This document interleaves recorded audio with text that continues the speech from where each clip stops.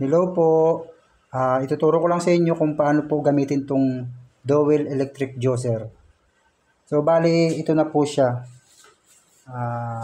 Ang una pong gagawin natin ay kung paano maglagay ng carrots o anumang gagawin yung juice dito. Dito po ang lagayan niya.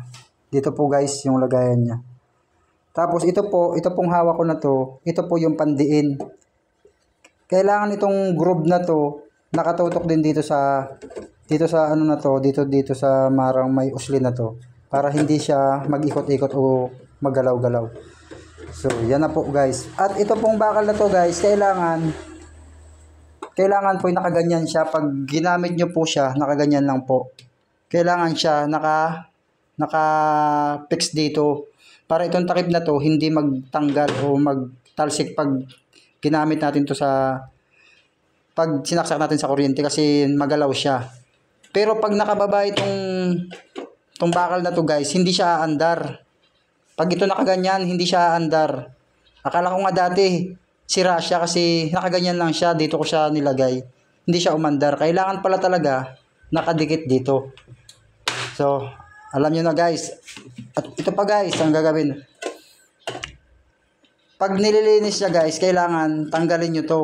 Pag halimbawa, nagamit nyo na, tatanggalin nyo to. Natatanggal yan guys. So, yan.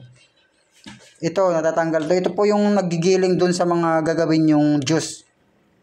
Yan. Halimbawa, carrot juice o lemon juice o kung ano pa man yung ang gagawin, mga pipino.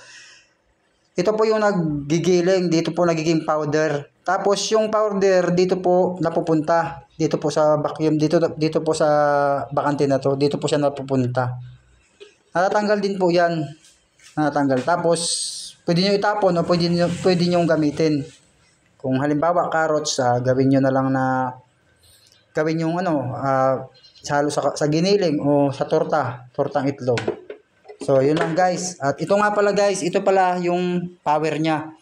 Number 1, number 2. Ito guys, ang ginagamit ko sa number 2. Pag carrots yung ginigiling ko, nilalagay ko sa number 2 kasi medyo matigas. Pero pag mga medyo hindi naman masyadong matigas, number 1 nyo lang guys. So, yan lang guys ang maituturo ko dito sa Dowel electric juicer na to guys. So, maraming salamat sa panonood. Sa mga hindi pa marunong, ayan, may tutorial na tayo kung paano gamitin. Tsaka ito guys huwag kakalimutan nakababa. Kailangan siya nakadikit dito guys Dito. Kailangan siya nakaganyan tapos naka-fix dito. Yan. Kailangan naka-fix yan guys. So, hanggang dyan lang guys. Salamat. At ito nga pa pala guys, hindi ko nasabi sa inyo. Pag kayo nag-juice dito, gumawa ng juice, dito po mapupunta yung juice. Dito na Kailangan pala guys, nakababa yan. Ibaba yan ha. Kailangan nakababa yan.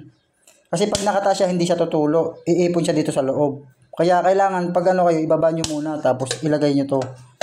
Pangsahod dito ng mga juice. So yun lang guys. Maraming salamat sa panonood.